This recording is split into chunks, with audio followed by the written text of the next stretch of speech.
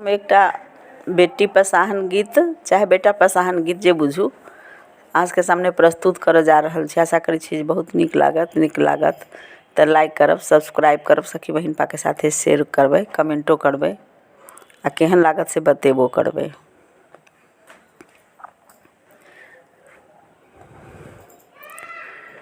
घर घर परल हाहाकार, हे अपटन के बेरिया। घर घर पड़ल हाहाकार, हे अपटन के बेरिया। किनका के हाथ में सब रंग पटिया, हे अपटन के बेरिया। किनका के हाथ में कसाय, हे अपटन के बेरिया। किनका के हाथ में कसाय, हे अपटन के बेरिया। घर घर पड़ल हाहाकार, हे अपटन के बेरिया।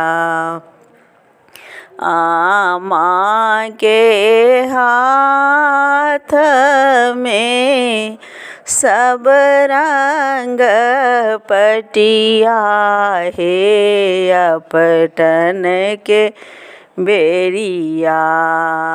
आमा के हाथ में सब रंग पटिया, हे अपटन के बेरिया। चाची के हाथ में कसाय, हे अपटन के बेरिया।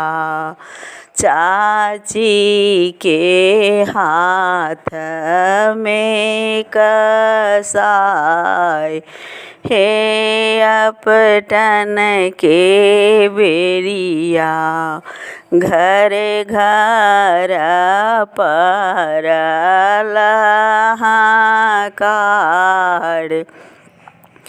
हे अपटन के बेरिया। किनका के हाथ में तेल फूल काजर, हे अपटन के बेरिया।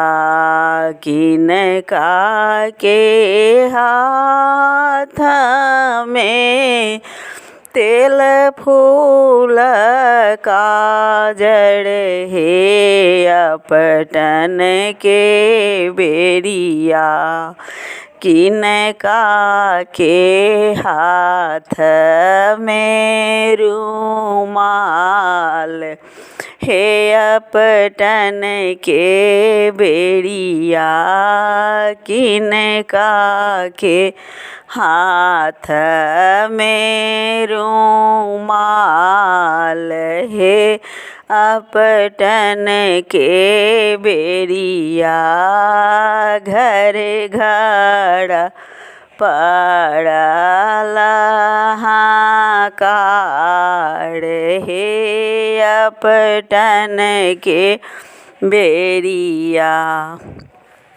पीसी के हाथ में तेल फूल काजर, हे अपटन के बेरिया।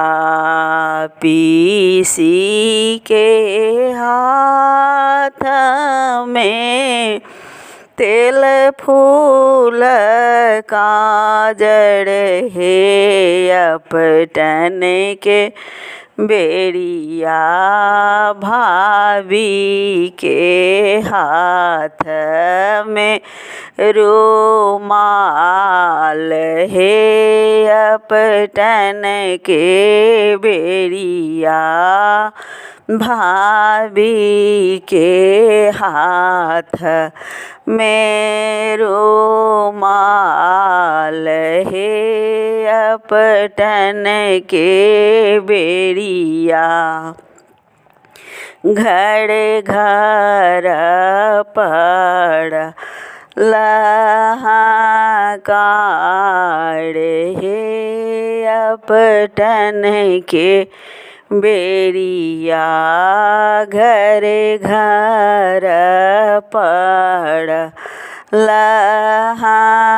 लहाकार हे अपटन के बेरिया आंग उगाड़ल आमा झिल मिल झाड़ल हे अपटन के बेरिया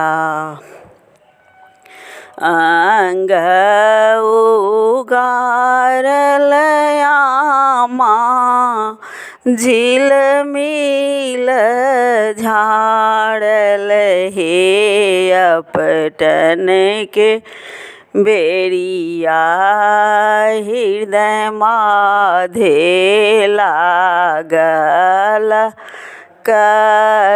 कसाय हे अपटन के बेरिया हृदय माधे लागल कसाय हे अपटन के बेरिया धीरे धीरे सिया जी के अपटन लगाओ हे अपटन के बेरिया घर घर पड़